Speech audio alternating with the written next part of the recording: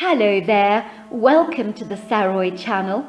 I'm so glad you've joined me this evening. I have a letter from a listener who wrote a letter about why do we love Bigfoot, and she also had a Bigfoot encounter, so I think you're going to love this story. But that is the question, why do we love Bigfoot so much? Why are we so fascinated by this extraordinary creature?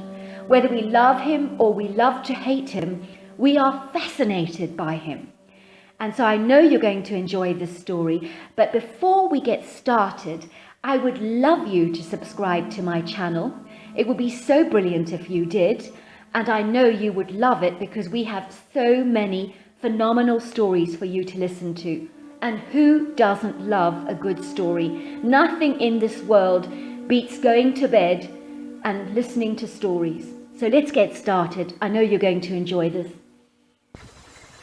Dear Sarah and all your listeners, my name is Virginia and I live ironically in West Virginia with my husband Luke. Believe me, I am very surprised to be writing this letter to you because I never believed I would ever encounter the hairy man myself. Much like the state lottery, it always happens to someone else and never to you.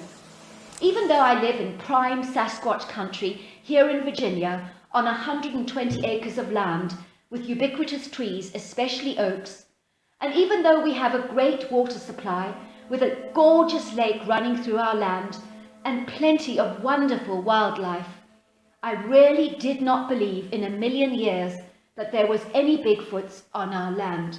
For a start, we have never heard whooping sounds, nor have we ever heard wood knocks or smelt funny odors, nor have any of our free-range hens fallen victim to pilfering in any way.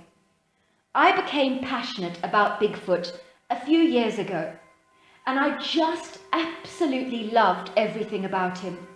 I know that may sound extraordinary to your listeners, but I really felt fascinated about this creature.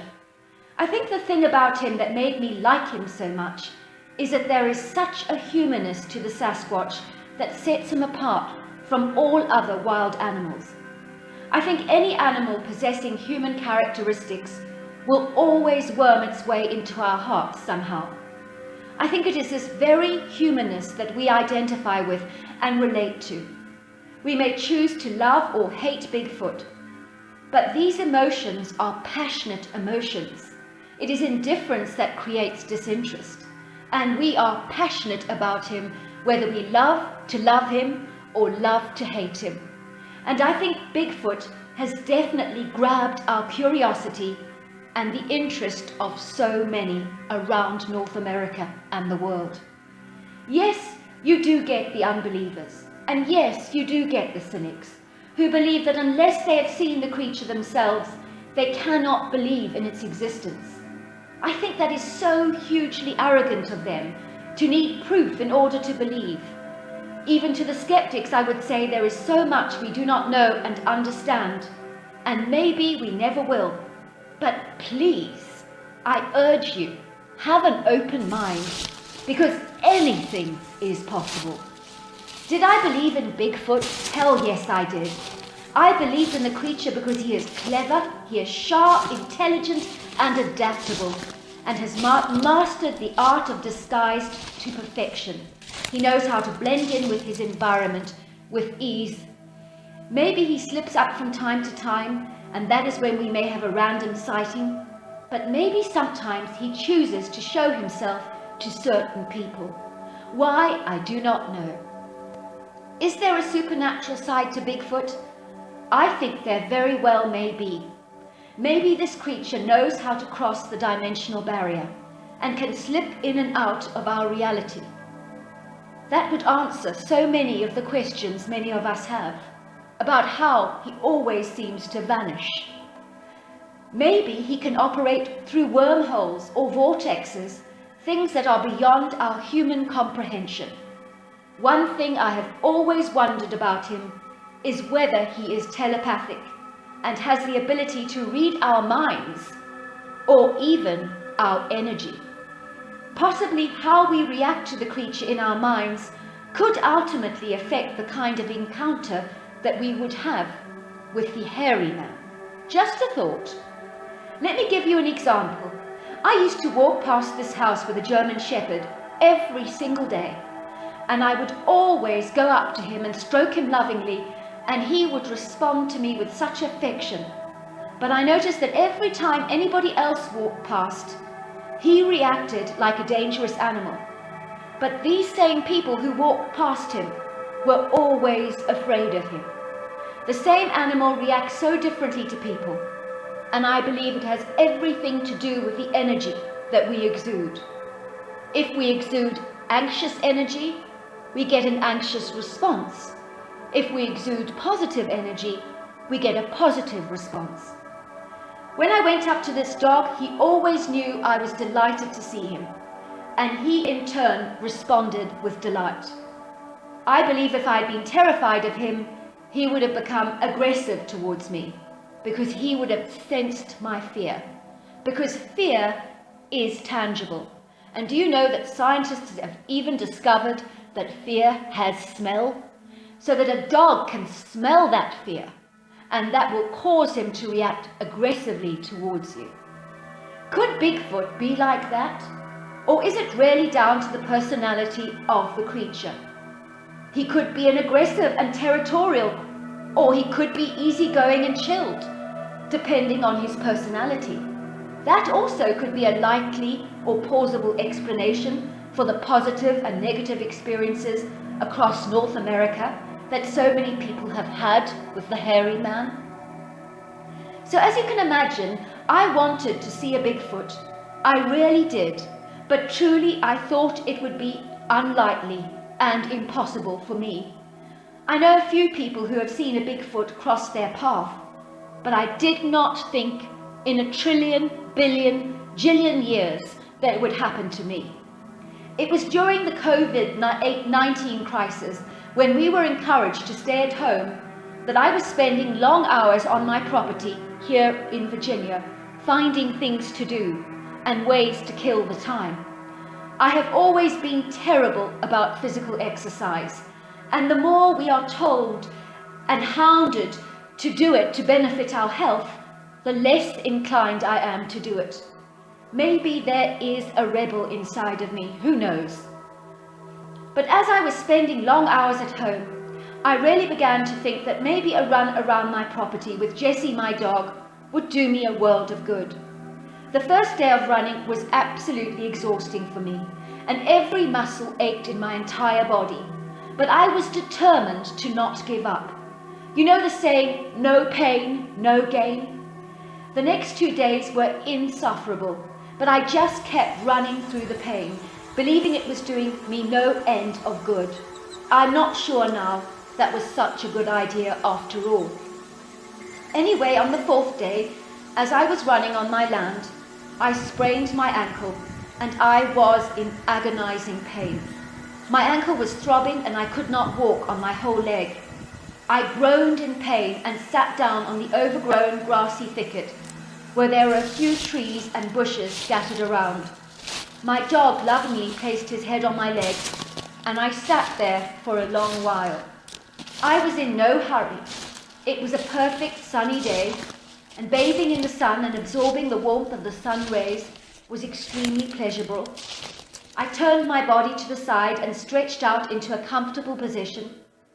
Damn, I thought, if only I had brought my mobile with me. My husband could pick me up in the ATV. Never mind, I thought, I'm sure he will come looking for me later. I lay back in the long grass, and I am ashamed to admit, but I fell fast asleep. And I was not even very tired, so why I fell asleep, I do not know. I was awoken to Jessie's growls.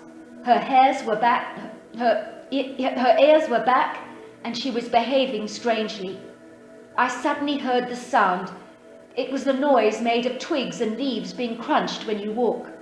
The footsteps sounded heavy, like someone very big was moving in the grass, and they sounded bipedal. I looked up, wondering who it was. Believe me, Bigfoot was the furthest thought from my mind. Then I saw this large, hairy body that I truly thought was a black bear at first glance. And then it turned its head away from me, so I couldn't see its front view. However, when the head turned in my direction, I nearly did a double take. I was so shocked because the creature was no bear, but Bigfoot himself. The hairy man was on my property, and I did not know how to react. I was supposed to feel fear, wasn't I? But all I felt was utter and total shock. I even rubbed my eyes to check that I was not dreaming. I knew there were televisions dedicated to searching for this extraordinary elusive creature with no clear visible sightings. Yet here I was, in the middle of the day, staring at this elusive creature who appeared to be oblivious to my presence. Jessie was being very quiet and submissive, which is not normally in her nature, so I guess she was afraid. So what was I seeing?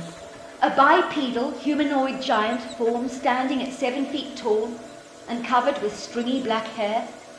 I noticed the chest, shoulders and arms were huge, almost as if the creature was on a course of steroids. By contrast to the huge upper body, the legs and lower torso seemed slim, yet they too, isolated, were impressively big. As for the head, it was like a curvy triangle, and the face was hairless, and the skin seemed much rougher than ours, and more grey-like in appearance. It seemed like the creature was entertaining himself because he had 5 pine cones in his hands, and he was catching them like balls as he tossed them in the air. I marvelled at the dexterity of his fingers and hands, because I could not do that in a million years. Not once did I see that Bigfoot slip up or drop a pine cone on the ground. After a while, the Bigfoot whistled as he continued to play with the pine cones. Then he changed games and started throwing the cones at one of the oak trees, and he looked like he was using the cone like a dart and making a direct aim at the tree. I noticed he kept hitting the little round indentation on the tree branch, which I imagined was his bull's eye, and his shots were on the spot. Suddenly the creature looked up, and then he gracefully almost glided to a tree, another one of the oaks with a large trunk, which he literally molded his body onto, almost like he was becoming one with the tree. If I had not known any better, I would never have known that he was there, because his camouflage was flawless. Suddenly I heard the sound of the ATV approaching, and I realized that Bigfoot had heard the sound long before I had. I realized it was my husband, and I rose from the long grass, glad to see him.